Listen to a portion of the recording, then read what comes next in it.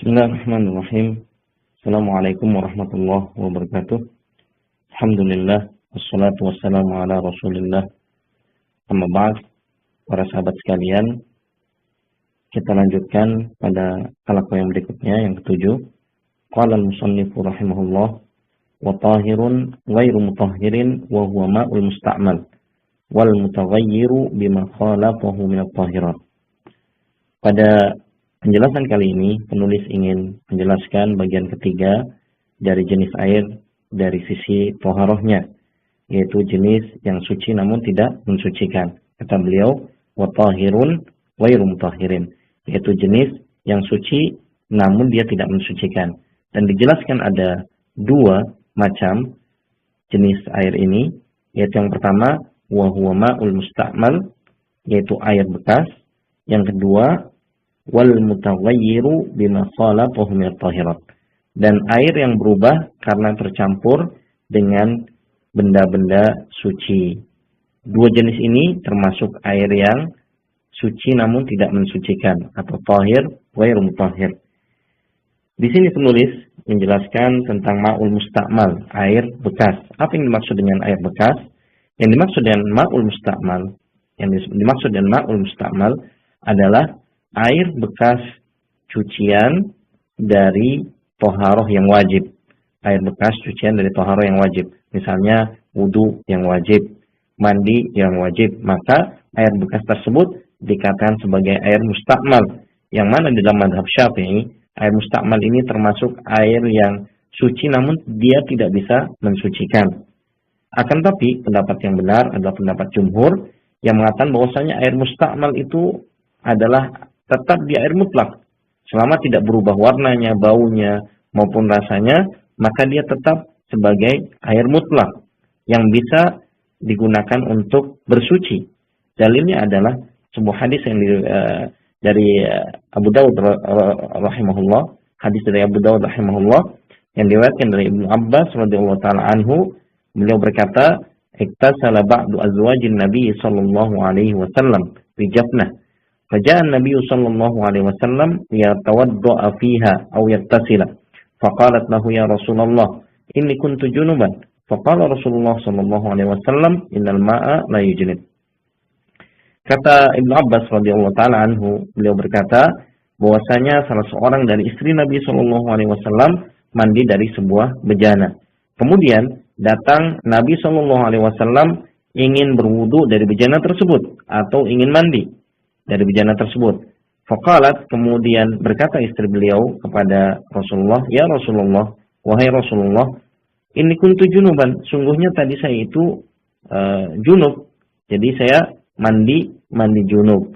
Faqala Rasulullah sallallahu alaihi wasallam, maka Rasulullah sallallahu alaihi wasallam pun berkata, "Innal ma'a la yujnib." Sesungguhnya air itu tidak junub. Ini adalah dalil bahwasanya Rasulullah sallallahu alaihi wasallam menggunakan air bekas cucian atau yang dikatakan sebagai air musta'mal, ya, bekas toharah wajib, dan digunakan untuk bersuci, untuk berwudu. Dan ini menunjukkan bahwasanya pendapat jumhur, wallahu a'lam, dan lebih rajih, lebih kuat, bahwasanya air musta'mal selama dia masih bersifat sebagai air mutlak yang tidak berubah warna, baunya maupun rasanya, maka dia bisa digunakan untuk bersuci. Wallahu a'lam. Kemudian yang kedua yang disebutkan sebagai jenis air yang tahir ghairu mutahhir, air yang suci dan tidak mensucikan, yaitu al-mutaghayyiru bima khalaqahu min at-tahirat, yaitu air yang berubah disebabkan tercampur dengan benda-benda suci. Ya, kita bisa lihat bahwasanya yang pertama, ya, yang tercampur adalah benda-benda suci. Jika benda-benda najis, maka dia tidak termasuk pada jenis ini, ya. Kemudian yang kedua, air tersebut berubah, air mutlak tersebut berubah. Berubah apanya? Berubah baik warnanya, baunya, maupun rasanya. Salah satu dari sifat ini, apabila berubah, maka dia tercabut dari sifat mensucikan, maka dia termasuk jenis yang suci, namun tidak mensucikan. Contohnya adalah seperti air teh. Tatkala air mutlak, kemudian dicampur dengan teh, dan berubah menjadi air teh, berubah warnanya, ataupun baunya, ataupun rasanya, maka air teh ini tidak dapat digunakan untuk berwudu atau bersuci. Kemudian contoh lainnya misalnya air kopi, ya. Kemudian air susu dan contoh-contoh yang lainnya. Disebutkan oleh para ulama, di antara patokan di dalam perubahan tadi adalah sebuah perubahan yang jelas, perubahan yang jelas. Jadi apabila perubahannya itu tidak jelas atau sangat sedikit sekali, maka tidak merubah sifat air mutlak tadi dari sifatnya sebagai air yang suci dan mensucikan. Namun apabila perubahannya itu jelas, maka dia akan mencabut sifatnya dari sifat mensucikan menjadi sifat yang suci namun tidak mensucikan. Kemudian yang kedua, perubahan tersebut disebabkan benda-benda suci yang dapat dihindari. Contohnya air teh, contohnya teh, ya. Ini adalah bisa dihindari. Kopi bisa dihindari.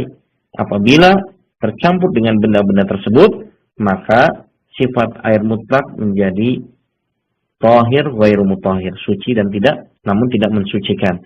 Apabila tercampur dengan benda-benda suci yang tidak dapat dihindari, contohnya air sungai yang tercampur dengan lumpur, yang kemudian merubah warnanya, baunya maupun rasanya, atau mata air yang tercampur dengan daun-daun yang berguguran, sehingga merubah sifat warnanya maupun baunya maupun rasanya, yang semua itu tidak dapat dihindari, maka air tersebut tetap pada sifat asalnya, yaitu yang tahir wa mutahhir, yang suci dan mensucikan. Demikian yang bisa kita jelaskan pada jenis air yang ketiga ini. Kita cukupkan. Wassallallahu ala nabiyina Muhammadin wa ala alihi wa sahbihi wasallim. Sampai berjumpa.